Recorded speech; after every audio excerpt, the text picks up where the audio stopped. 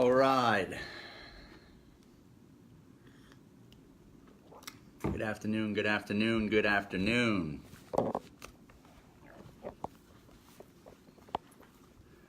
Wait for Brad Pickett to come on and a few others to come on. I'll make sure I'm connected to Wi. Let a few people come on. What's up, Brad? Yeah, man, that book, The 12 Laws of Success by Napoleon Hill that you hit me up on a minute ago, it's really good. Let's wait for some people to jump on.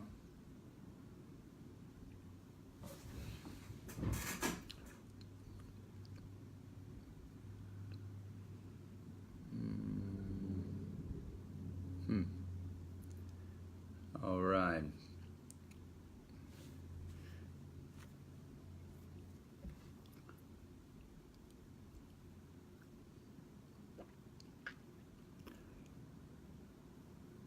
There he is. All right.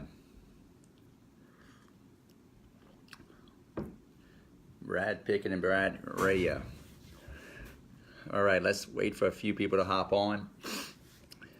What's up, man? We'll wait for a few people to hop on, and we'll go live. Fridays aren't always the best day to go live because people are usually getting off of work early or doing stuff with their family, but we'll give it a shot. Let's go ahead and bring you on right now.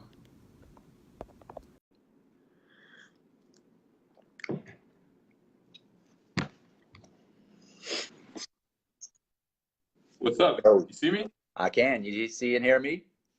Yes, sir. All right. Let me try to share this to some other groups. Okay. If I can figure out how to do that, let's see.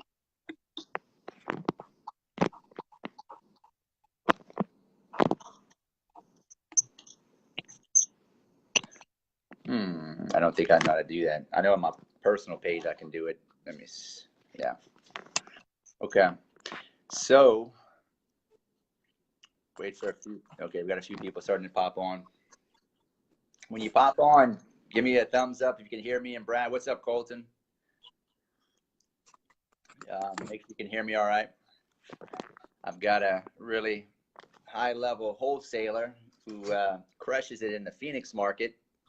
Is it Phoenix market? Yeah, we're in, that's our strongest market for sure. But we're, I don't know, probably about 6 or 7 markets. Yeah, but that's it's always growing. And then there's sometimes the guys out in the market don't do so good. So we're trying different places and bouncing around a little bit. But Phoenix and Tucson are kind of our home base, and Virginia Beach. Awesome. Where's Virginia Beach at? Virginia. Okay, that's probably goes without saying. I've never been there, to be honest. I've never been there either. I've never even heard of it. I didn't know Virginia had a beach. I just, it's pretty awesome, man. I just answer questions and get checks. So that's awesome. So we got a few people coming on, so they'll scatter on as we get started. So let's get started real quick. I know Brad hadn't eaten lunch yet, so we're gonna make sure that we keep this pretty tight, because I'm just like Brad. If I start getting hangry, it ain't good. Ask my wife. My wife's on here. She don't like me when I'm hungry. So let's get rolling. So Brad, tell us a little bit about you, man. Tell us your background, how old you are, where you're from, what you do, how you do it, all the good stuff. Sure, man. So 40 years old, which kind of surprises me to even say that. 40 years old. I'm from a little town in Idaho, man. I grew up as a potato farmer. Did not know that. And yeah, I grew up, we were welding on our tractors and changing the oil and building our own shops, and grew up with a shovel in my hand. And always had a thing for real estate, though, because in life, I just looked at people that were successful, and even the people that made money in some other industry, they ended up getting into real estate. Yeah. And I found out that I wanted freedom, so that was my biggest thing. And how am I going to get there? it was going to be through real estate, and I could see that. So I was always interested in real estate. Went to college and got done with that. I moved to San Diego, and I started out working for this little loan company that's no longer around called Beneficial Finance. And they kind of went down with the subprime crash, and they were considered a predatory lender. So it was kind of the best and worst thing that ever happened to me. You know how they say you cut your teeth? Yeah. I was making about 50 cold calls a day and being monitored, and I was selling 13% first mortgages, 18% second mortgages, Jeez. and 30% personal loans to military guys. I was in Oceanside, California. And when I figured out that I was pretty good at that. And when I figured out that I could do that, I could pretty much do anything. So from there, I went and worked for a mom and pop mortgage company and called San Marcos Home Loans in San Marcos, California, and did well with that. Had a title guy that kept coming in and calling on us for our title. And I saw what he was doing, and he was kind of whining and dining people and, you know, driving around all day, meeting different brokers. And I thought, man, what a cool job. So I asked him, I said, you know, how do I get your job? And he kind of laughed. He said, well, give this guy a call. And so long story short, I called this guy, John Wall, and I called him probably 8 times before he even returned my call. He finally called me back, and he said, well, you've learned the first lesson in real estate, persistency pays, you know. And I said, okay. Well, he said, come on in and meet with me. And he gave me a job as a title rep. So then I was running around in La Jolla, California, Claremont Beach, and Pacific Beach were my territories. And I was calling on real estate brokers and mortgage brokers. So it was awesome, man. This was before the 2008. This was like 2003, 2004. Been in real estate now for 19 years. And the cool thing about that job was I got to see exactly how these guys were doing it. I got to see, you know, who they were hiring, what their splits were, you know, all the different marketing strategies they were using. And I quickly realized that I wanted to be. What's up, Larry? Bill, y'all please share the stream so other people can watch it. I got a really high level guy here that's going to share some knowledge with you guys. Please share and invite. All right, go ahead, Brad. What's up, Phil Hanga? Phil's one of my partners. He's been with me for most of this ride. So, awesome. Anyways, you know, I got to see all the stuff that these guys were doing, and I quickly learned that I wanted to be at a higher level. So I got my broker's license in California, and I quit the job at the title company, became at that time in California, I'm not sure if it's still the same way. If you have a broker's license, you could be a mortgage broker or a real estate broker. So I became a mortgage broker and started doing subprime loans, and never had a real big office, maybe 4 or 5 loan officers. And we were slinging the if you can fog a mirror, you can get a loan type of loans back in the day. And we all know kind of what happened there. And ended up, I moved out of California because I couldn't stand the density of it. Moved back up to Boise, Idaho, and transferred my license into a real estate license, and became a real estate broker and ran a team up there. And that's when Phil and I started working together. And you know, as working as a real estate broker, you quickly learn. This is one of the lessons that I learned was the investor is the guy that's in charge, right? Like, if you're always somebody's, I don't want to use the wrong terminology here, but you always have to answer to somebody. Let's be real. Yeah. So you're always until you become the investor, you're somebody else's bitch. Whether you're the mortgage guy, the title guy, the real estate agent, and you know, some people, depending on your personality, that some people would rather have the pressure off them and have someone else drive deals. But I knew that wasn't me. So I quickly wanted to be the top, and, you know, I didn't have any money. I mean, I had some money in 2008. We did pretty well, Phil and I, and then we got sued and went through a bunch of stuff, and I'll talk more about that on my speech, but it was quite a ride, man. So after that, after the market crashed in 2008, I moved back to my little hometown and kind of humbled, and I went to work for the fire department. I was actually a firefighter for 6 years. When you say humble, at this time, you had lost everything from 2008, kind of hit the rock bottom? Yeah, I went from making about $800,000 in 2008 to having a net worth of 0. Wow. And, you know, and I know a lot of people did the same thing. So I'm not like, hey, look at me. You know, a lot of people went through that. A lot of people lost multi-millions of dollars. But, you know, I was just blowing cash and going to Europe and just, you know, being a kind of an idiot about it. And so anyway, then I ended up in Burley, and I started out as a firefighter. And at that point, I got a mentor. And, you know, that's one thing in real estate, man. That's the best thing I ever did, was get a mentor, because it shortcutted me so much. So right after I got that mentor, I bought 16 houses in 6 months with none of my own money, no banks. And I learned how to do all that stuff in the creative financing world. And my net worth went from, you know, the 20 or 30,000 I had in home furnishings basically to a whole bunch of real estate. This is using private money? This is all using private money, or just creative financing? No, man, like that's the thing. Some private money, but actually doing subject to mortgages. Wow. Doing owner financing, and a lot of times not even using other people's money. Sometimes I did use other people's money, but a lot of times it was just creative financing. And, you know, everybody says you can't make money without making money. That's not true at all. You totally can. Yep. It's harder.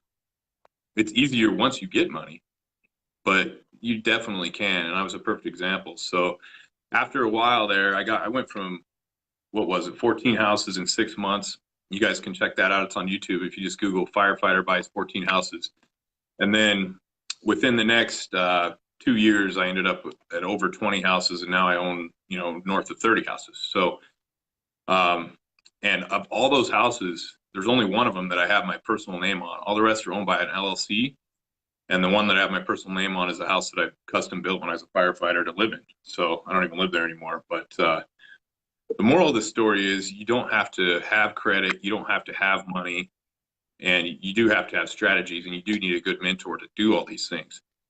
And, you know, moving on from there, my whole thing was I wanted to be an investor, and I wanted to own real estate. I mean, I still always want to do that. It's like the coolest thing. It's like playing Monopoly in real life, right? Yeah.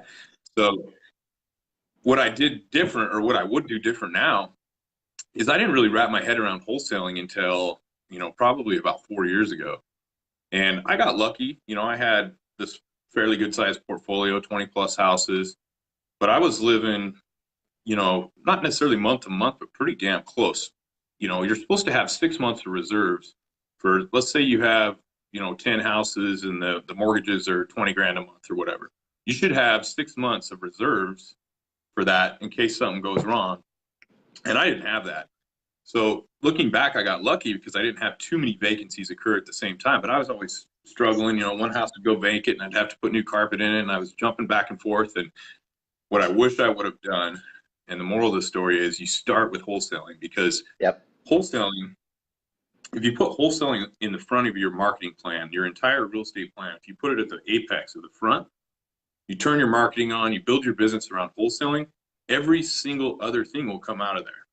Yep. And some of you guys have heard me talk about this before, but people ask me all the time, they're like, well, how do you find these owner carry deals, or how do you get these seller finance houses? You know, how do I market for that? I'm like, you don't. You start a wholesale company and you just turn your marketing on for 70 cents on the dollar. I mean, that's not the cost of the marketing, but what you're offering, obviously. And once you find out that that doesn't work for whatever reasons, you've got a whole tool belt full of other options that you can use.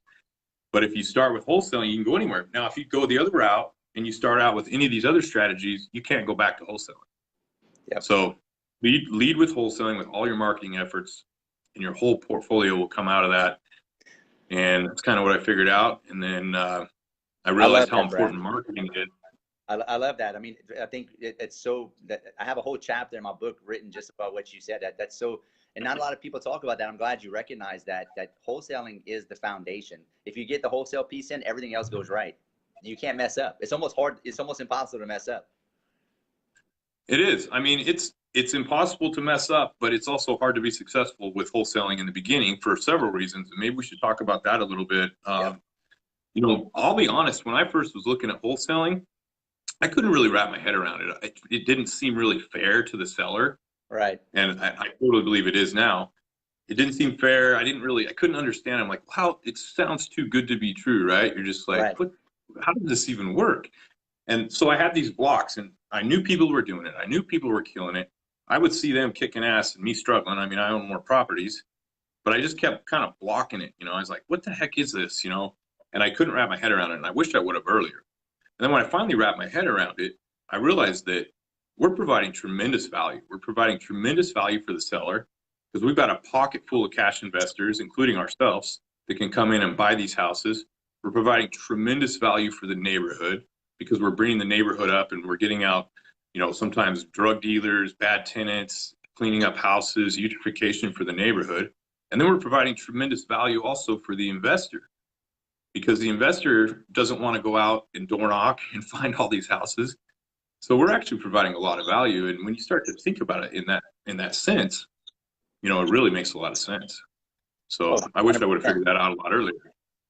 You know, it's funny that, you know, people that don't understand wholesale. As a matter of fact, there's a guy that made a YouTube video about me telling me, saying basically, he's a realtor out of California.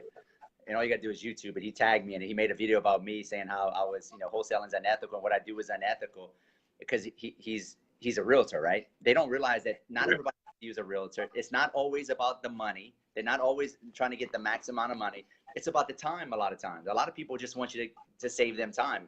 And they'll trade out equity in order for you to save them time. And people can't wrap their mind around that. They think there's no way that somebody will sell the house for 60, 70 cents on the dollar.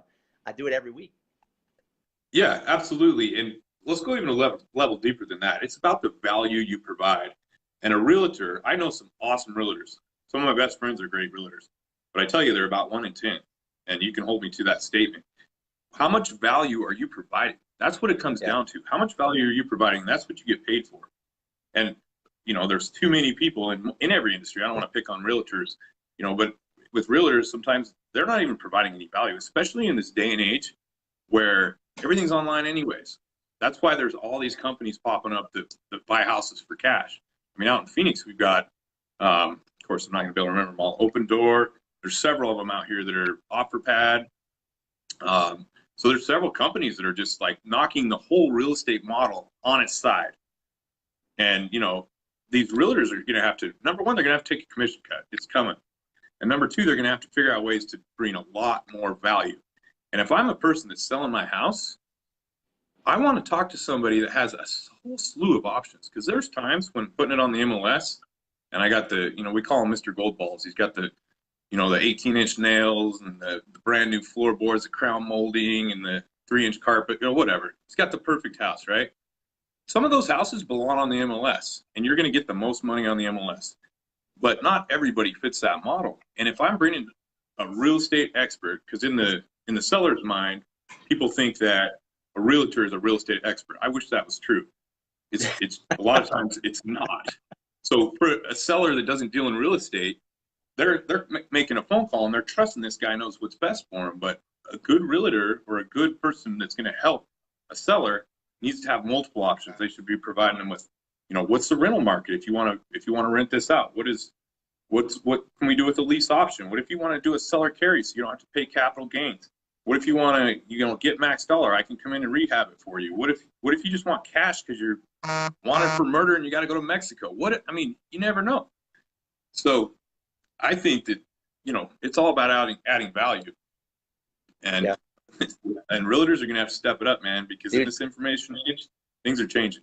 Dude, you almost, the realtor model is obsolete. What's up, Andy? What's up, Cody? What's up, Luke? Thanks for joining. I got Brad Pickett on, owner of REI Market Pro, and we're talking real estate and wholesaling and Skeleton. He's going to be speaking at my event November 16th and 17th in Destin, Florida. But for you guys that are just coming on.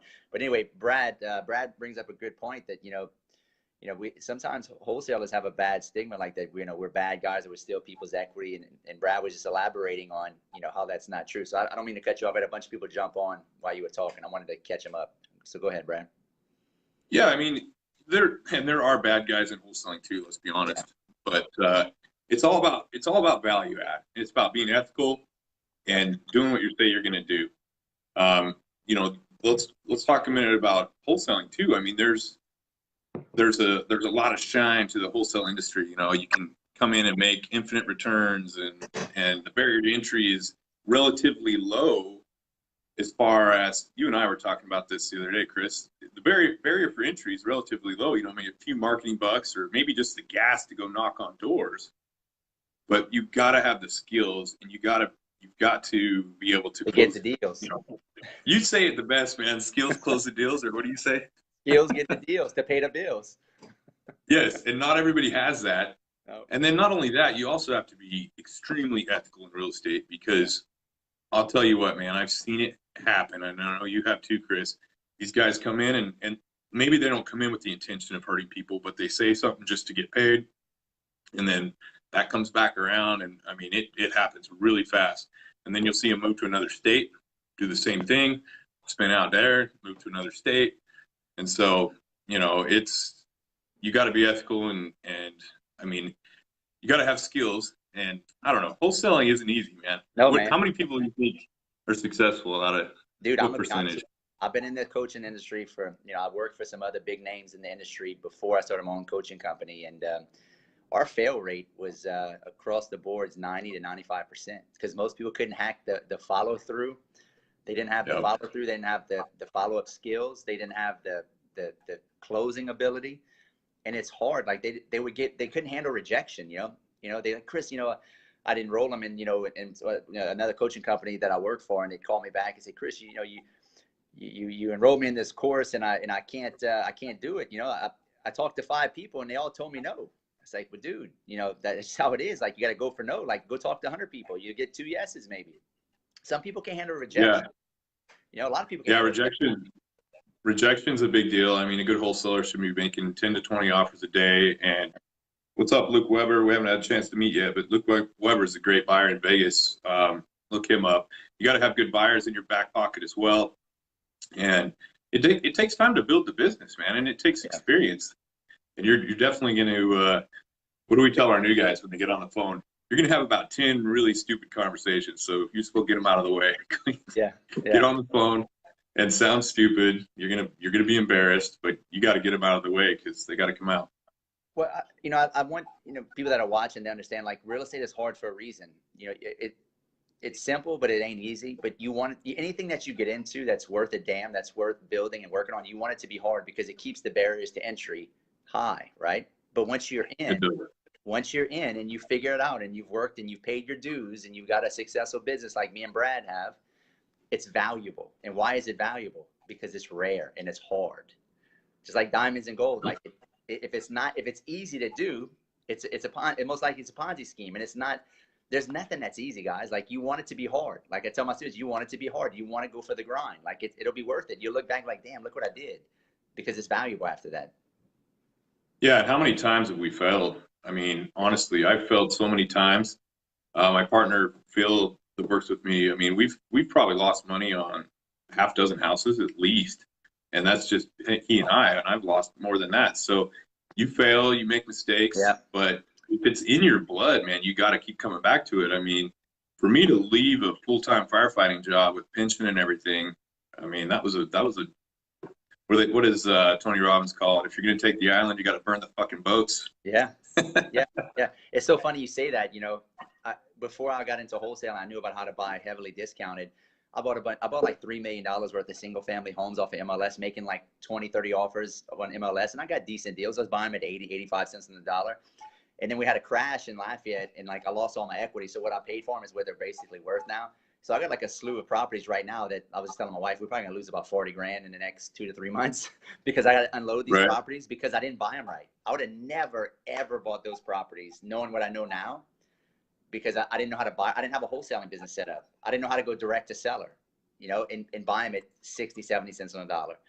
So it just goes back to, you really, it's so important, guys, to learn about wholesaling. Come to the event. Brad's going to be speaking on wholesaling and some other cool stuff that I don't want to talk about right now because he's going to surprise you with it.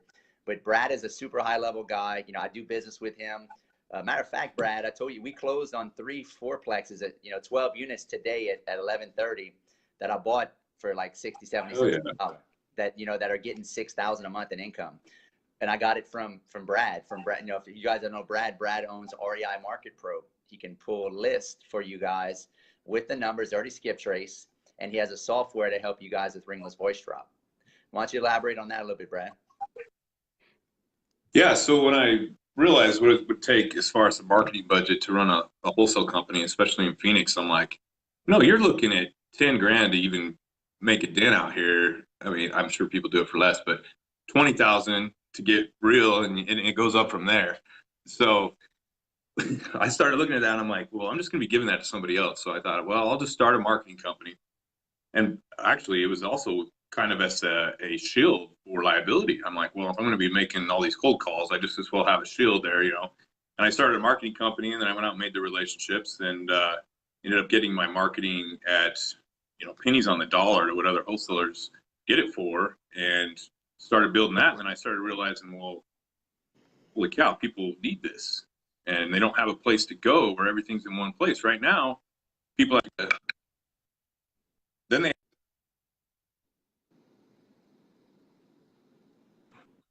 did I freeze for a minute? Yeah, you're good now. Okay, so I realized that people had to go to multiple places to get the job done. They'd have to go buy data from, say, list source, then they'd have to go have it skip trace, then they'd have to go buy ringless voicemail drops or whatever, you know, their direct mail, and we just put that all together at a lower price. And I'm like, why didn't somebody else think of this already? But so yeah, that's why we created REI Market Pro, and then, you know, it's just taken off. We haven't really marketed it. I'll be the first to admit that, you know, I'm not an operations guy. I'm an entrepreneur. Like, by the way, if anybody is an operations guy, hit me up, because we can show you. But it's taken off, and it's been kicking ass, and we're making people happy. We're making people money, and we're providing value. I mean, that's kind of what it always comes down to, is providing value. But I did want to make a comment on what you said earlier. You said you didn't buy right, so you lose money, and we've all heard the old cliche: you make money in real estate when you buy. Like, that was the first thing you got taught, right? Yeah. But how long was it before you actually understood what it meant? It don't sink in until you lose money. It really does not sink in until you actually start losing money. Yeah. So the one thing I've noticed about my career is, like, when I first started out, you know, it's like I was getting deals off the MLS, and we were trying, every time we saw something that we thought was a deal, we'd get all excited, and then you take it to a seasoned guy, and he'd be like, go ahead, but you're going to lose money, you know? And, you know, you see it all the time. Like, the new guys, they get something, they get so excited, and they're like, then you're like, I don't mean to piss on your dreams, man, but this isn't a deal. So as you go along, the one thing that I've noticed happening is you just start buying it at bigger discounts and bigger discounts, because you figure out how, and you think about it as cents on the dollar. I mean, you know, you start out at 80, you get down to 70, you get down to 65, 60, and now we're looking at the new game we're getting into is non-performing notes, and we're getting down sub 50 cents on the dollar buying these properties now. And, you know, the more you know, I guess they say knowledge is power. So that buy price just keeps getting lower and lower. Yeah, it's definitely you know, real estate is definitely an information game. Like, you got to really know, like, because there's so many different, it's so dynamic. Like, you think it seems easy. Oh, I'm gonna be a real estate investor. It ain't that easy. It's a very I would say, and I don't know, it may not be this for you.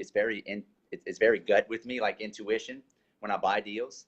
The numbers may make sense, but I may just have a bad feeling in my gut. Like, we walked away from a deal. I walked away from a 149 unit storage complex this week that I had on track, but the numbers are great and everything, but it's just like, there's something in my guts are like, man, this don't feel right.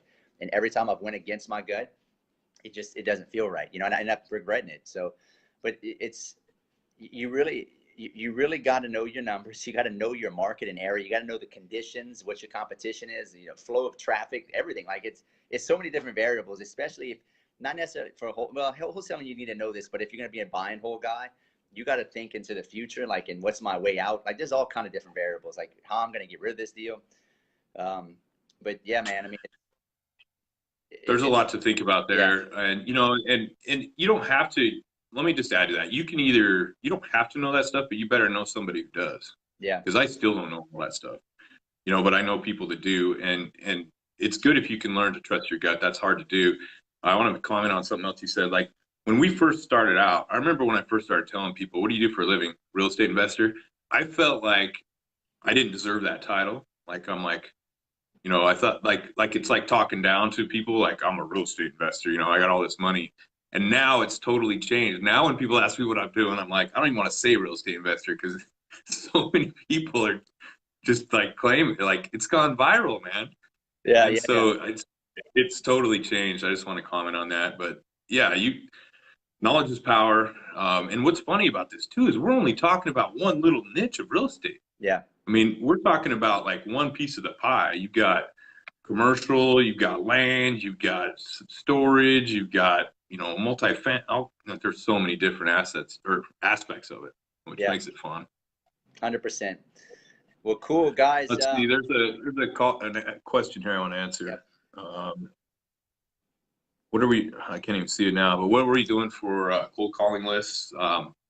When we cold call, we're blasting out a lot of calls. So we try not to like bring our list down too tight. There's two different ways you can market. You can kind of be a sniper and go after like, you know, default. You can go after like probate, divorce, all those highly motivated lists. And there's nothing wrong with that. Sometimes for people that have a lower budget, that can be even more effective. And even for people that have a big budget, that can be very effective. But the other way to do it is kind of a shotgun approach, where it's like you're dropping a net over the whole city. And that's kind of what we do, simply because we do such a massive amount of marketing that we need big numbers. Like if we were to pull a probate list, it's going to be what, you know, even in Phoenix, it's maybe 10,000. Yeah. Maybe. You go through that in 2 days. We'll go through that so fast. So what we do in general is we just do 70% max loan to value, 5-year plus residency. And Chris, you've heard me say this 100 times. And then we do like a max value, because it's easier to wholesale a house. That's another thing too, a great lesson in real estate. The cheaper the house is, the easier it is to sell. I don't care. That's just one rule that's always been true, because there's more buyers. Ain't that sweet spot? There's more people that can buy it. So let's see, are there any other questions we need to address on here? No, I think that's it. So how many cold calls a day are you doing? Oh, wow. Well, our system does 1,800 calls per hour, and we have probably at least 6 people on it. So what is that? Yeah, do the math. Do the math on that, Kate. Yeah, it's like, it's probably close to 50,000. Yeah, I'm guessing. I haven't actually done the math on it. Of course, there's different. It's hard to get into KPIs because there's all these different systems, and I don't think we have time for that. But you know, you got cold call, you got voice broadcasting, you got ringless voicemail, and you know, they all add up to a lot of calls. Let's put it that way. Yeah, I mean, Brad's got the more of a, you know, shotgun approach, but it's like he's not 10x, he's 100x his shotgun approach. Like he's hitting more people than I know of. I don't know too many people that are doing the amount of outbound marketing like this guy is. I'm more of a sniper approach. I really like the online stuff. I like Facebook. I like PPC. It's more targeted, but to his own. I mean, it just, and there's look, it really. You can't ask people. This is one thing I've learned. If you guys are listening, you can't ask somebody that's doing really well in real estate what they're doing for marketing, because it's not necessarily work in your market. You know, I could tell you that I'm doing all this stuff, and you go try and you market it, it may be dead. You know, I tell students to start off with bandit signs. One will kill it with one part of the country and do the exact same thing in a different part of the country, and they get nothing. One will do good with direct mail. You know, it just, you got to split, like you talked about Brad earlier, KPIs. You got to split test, measure, adapt, and change to your market. There's not one market that's the same. Yeah, I agree with that. And not only that, a lot of people don't have the budget. I mean, the budget's a big thing too. You know, if you don't have the budget, you got to door knock and do bandit signs. I mean, that's just what you got to do. And then we'll really find out how much you want to be a real estate investor. That's right. I mean, because it's work, guys. If you don't have money, you're going to be trading out your time for deals. You're going to be trading out your time for deals. If you got money, then you can trade out the cash for leads. But let's be real. I mean, most of the students I enroll, I mean, they don't have a $10,000 budget. So I mean, you got to be willing to hustle. So any other? Yeah, we've made it a little bit cheaper at reimarketpro.com. Yeah. I mean, I think it's. I see people paying way more than they need to be. I can tell you that. So. Yeah. I would agree, guys. I mean, I'm using Brad's system right now. Like I said, I closed on a 12-plex that we bought for like 65 cents on the dollar today that we're keeping in our portfolio. I mean, it works. I got 2 other deals that we're closing on, some single-family homes we bought for like 55 cents on the dollar. It works. I mean, it definitely works. And I like it. I like it way better than direct mail or cold calling. I'll tell you that right now, for sure. Absolutely. So, but yeah, if you guys are interested, make sure you hit up Brad, you know, at REI Market Pro. Where can they follow you at, Brad?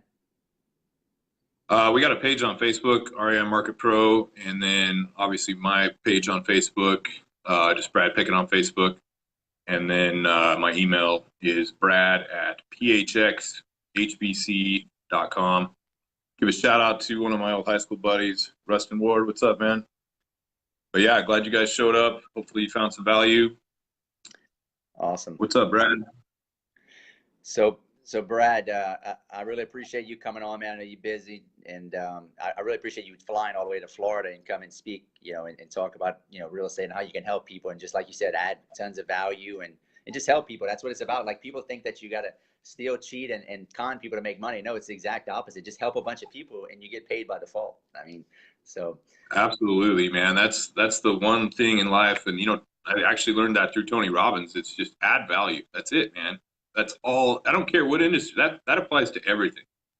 Doesn't matter what industry you're in. If you help people, sooner or later, you're going to start getting paid. And the more you help people, if you find a way to help people, and then you find a way to multiply that, that's when you make the real money. So that's solid gold right there, guys. What he just said. That's solid gold. I mean, you can't say it any better. Add value and then 10x it. I mean, that's if you want to get rich. So. Yep. Awesome, Brad. I appreciate you, buddy. Really thank you, and I look forward to hanging out with you, man. I can't wait for your speech. And guys, get your Skillathon tickets and come listen to Brad November 16th and 17th at Destin, Florida. It's going to be an amazing event. 15 high-level guys flying in across the country. All these guys are crushing it. So I appreciate you being on. If you just came on, please share, invite, go back and re-listen to it again if you're just coming on. Brad, any last words before we go? No, I just appreciate you, man. Speaking of adding value, I love the way everything you're doing with your social media, bringing these people together. I was looking at the list of speakers. I'm like, shit, I better get my game on for that. It's gonna be legit, man. Your guests, your friends, even the people you coach and stuff, man. It's been a pleasure working with all you guys. It's been awesome. Look forward to meeting you guys in person, and look forward to tearing up the stage when I get down there. Awesome. I appreciate it, Brad. You're awesome, man. You have a good weekend. All right. Thanks again, Chris. See you guys. Right, buddy. Take care. Bye-bye. All right, guys. That was Brad Pickett, REI Market Pro. Awesome guy. He's crushing it in wholesaling, killing it with ringless voice drop, ringless broadcasts, and cold calling. He's going to talk on real estate and wholesaling and some other stuff. So listen, guys, get your tickets. It's going to be ridiculous. The tickets are, Patty, while you're listening, go ahead and post the link. Post the link to Skillathon. Dietrich is asking, where do we sign up for that event? Patty, so post it in the comments. Guys, and listen, I'm giving a discount. Skills30 is the discount code. If you type in Skills30, you can get I have 3 tickets, a $500 general admission, a $1,000 VIP, and a $2,000 super VIP. You type in 30 or Skills30, I'm gonna give you 30% off. And yeah, I mean, if you get the $500 ticket, that's what, $350? You can't afford not to come to listen to all these guys for $350. I'm not even making any money on this deal. Like, I'm giving it away. Like, all the money we make is going back into the event. This is to get value, create an awesome environment for all you guys to come learn real estate, and just, like Brad said, create lots of value. So, and listen, if you're interested in learning how to wholesale, go to chrisrood.com, book a call with me. I would love to help you. I've got students across the country killing it. Matter of fact, we just had a student post a check just now inside of my private Facebook group. And guys, go to Hustle Wholesaling. Is one of my public groups I have for coaching, and I have the paid group, which is Hustle Wholesaling Mastermind. But that's a public group you can ask to come in. It's it's a private group. You have to ask to come in, but it's free. So, and then go to chrisrood.com if you want to learn how to wholesale. All right, guys, I appreciate you, and see you in Skillathon in November 16th, 17th, and 18th, Destin, Florida. Peace.